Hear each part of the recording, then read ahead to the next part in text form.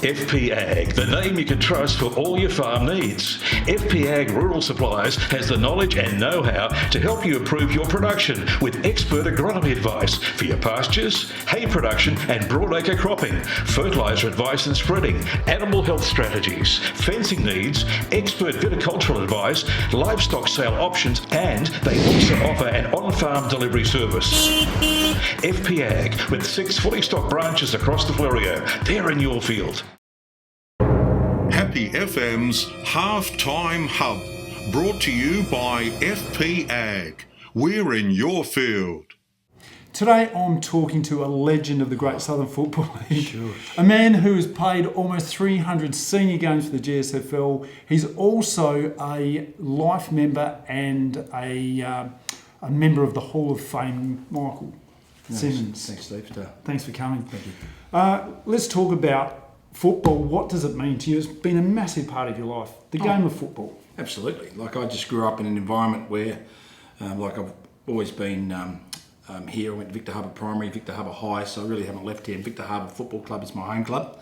And, you know, it was a matter of football in the winter and cricket in the summer. And that was the way I was raised. And I totally enjoyed it. That was my recreational time.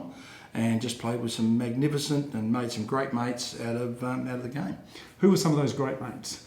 Well, it all started for me in grade 6 when here at Victor Primary, our deputy headmaster and my grade 6 school teacher, Bob Meyer, who happens to be the grandfather of the Tonkin boys who were all playing in Encounter Bay. Oh, okay. So he was the coach at Victor Junior Colts, and he got me out to play football. So it started then when I was 11 years of age, and never really looked back. But I went along there just with Trevor Holmes, Stephen Gorge, Russell Temple, Brenton Stewart, those lads, Phil Carter, all boys that live around here. So still, I know, well, some of them have drifted off, but they were all local boys, and we all went to school together and we played football for Victor Harbour. Yeah. Tell us about talent versus hard work. I've heard you talk about this before. You would describe yourself as a bloke with limited talent that worked hard. Is that true? Yeah, I love training. Yeah, I really did. I just squeezed everything I had out of myself. I wasn't. I didn't have a lot of pace. I was only talking this morning to a couple of the young journos in regard to. I was really a plotter. I just ran on the one spot, and but I just gave my all whenever I played the game, and that's probably where when I went into coaching, I sort of identified with those footballers because they're the ones that are going to get you over the line when you play the big games. Your stars will sometimes look after themselves. Yep. You still got to coach them and still say the right things in their ear, but I always identified with the guy that was just really wanted to work hard and wanted to be better, because that was always something that I had to do and work very hard at it. So that's something you prided yourself on as a coach, the fact that you could get these guys with limited talent but bring them up to a level. Yeah, I identified myself with them, so I could see myself there all the time, and so you just sort of sit with them and you talk with them and you just watch them the way they go about their training. And if they worked hard, well, I rewarded them, and I could see something in them, and they didn't let me down. Yeah. So Encounter Bay Football Club, Victor Harbour Football Club, huge rivalry. Tell us about that. Well, it's something that evolves all the time, and you have to experience it. Like, I went to school. It starts from primary school, high school. You're playing football against kids that go to school and they're your mates. And I was very lucky that going through primary and high, like Wayne Kirk, for instance, played for, and Sid James, played for Encounter Bay. I was Victor. Then, of course, the Rawlins family, I grew up with them. They all played for Encounter Bay. I played for Victor. And, of course, my good mate, Todd Butler, who played for Encounter Bay, and I played for Victor. So you had that rivalry where you're mates, but as soon as you crossed the line, there was something about it. It was a pride thing that you wanted to make sure you beat them. Yeah. And because you were so close, I don't know if the same thing happens these days, but there was something about it. Like, people would say, why don't you go and play with them, or they come and play with you? I said, no, you just don't do that. Once you've made that decision, that's where you are. And so I think that was the way it was. And like I said, I'm not sure whether it happens so much today, but that sort of rivalry was just pitted against, it was mate against mate. Yeah. But as soon as the game was over, we used to just do stuff together. It would be like we didn't have the colours on anymore, and it was just so natural for us. Yeah, but as soon as we crossed that line, oh my God. We can't go any further without talking about your great mate, John Griffin, passed away this year. Yep. You were coached the under-17s, I believe, and he was coached the under-19s in South. In the early 2000s, yes. You created the junior academy together. Yes. Tell us about the great man. Well, yeah, he was just inspirational, infectious. enthusiastic, exuberant, just anything you like. If he came into a room, he lit it up. And he did that on a football field too. Like I'd be sitting there and, be working out what drills to do. He'd just come straight in and he'd just take over. Yeah. And I used to love it. His handball game was absolutely famous. He just really worked hard. That, especially when you watch today, it hasn't changed. People will say it has. No, it's all about giving that handball, and what handball does, Griff used to say, it creates run. Yeah. And he always wanted you to open up the field as much as you could and look inside, look back door, and then all of a sudden the halfbacks can run through. Exactly what they're doing now. And that's what he used to do, and we used to do it in the little bloody shoebox. Yeah.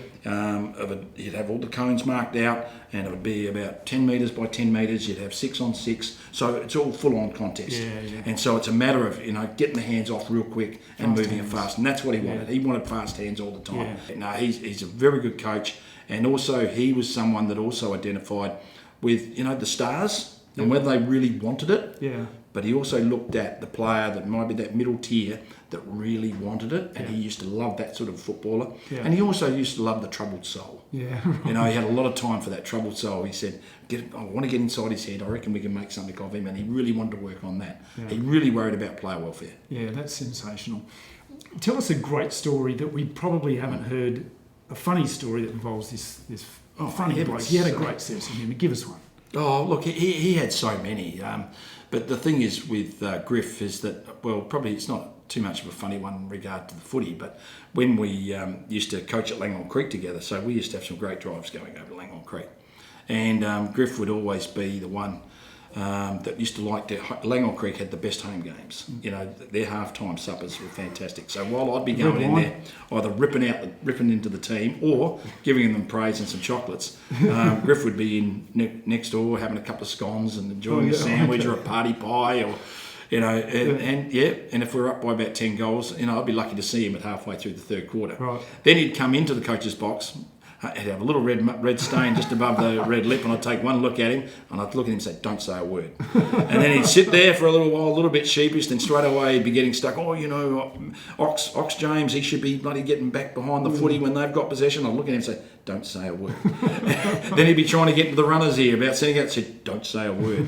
So Griffo and I had a great relationship. He knew when to button up and when to say things. But yeah, just little things like that. He really enjoyed. Our time at Langhorne Creek really was something that was pretty special. Yeah. Footy fanatics, obviously it's very different without the great man John Griffin there, but it's something that he would have loved to see continue on. Yeah, he would. He used to be ringing me on a Monday saying where we're going, or he'd tell me where we're going. It was really the Griffin show. And him disappearing has really been quite sad. And look, it's a sad time for everyone, his family in particular, but there's a loss and a grieving that is continuing. We went to the junior presentation night. The John Griffin Griffin medal was presented for the first time. To have this medal named after him is a fitting tribute to a man who gave so much of his life to football, and in particular junior football. And Tommy Aldridge won the under 14 and a half junior colt medal, the first and inaugural one, the John Griffin medal. And I just think it's so special that the league has honoured him in that regard.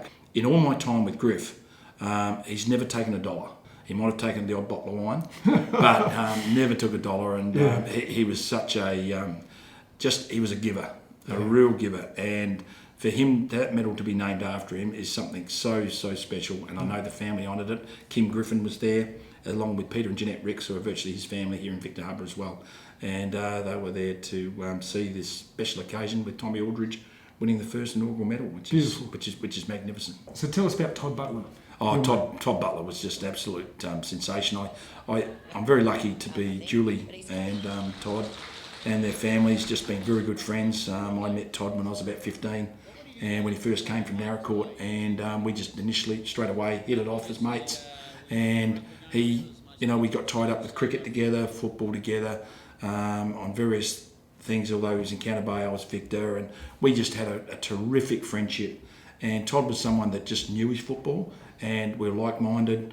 We'd go to VFL, AFL games. We'd just go to SAMFL games. When the SAMFL was flying, we'd be going up there for the final series. And we just loved each other's company. If we were in a room, He might be at one end, I'd be at the other. We knew we were each there. We just had a real connection. And it's a really, we talked about Griff. Losing Todd a couple of years ago was just terribly sad as well. Yeah, what a tough year it's been for you, obviously. But it's been hard for many. Yeah, but you in particular, and my best wishes go to you and the family. Obviously, his 2 daughters. Thanks. Wonderful people. So, thank you very much for your time. No problem. Michael Simmons. Yeah, it's been a great Southern Football League live on the radio, 90.1 FM, streaming YouTube at happyfm.org.au. Happy FM's Halftime Hub, brought to you by FP Ag. We're in your field.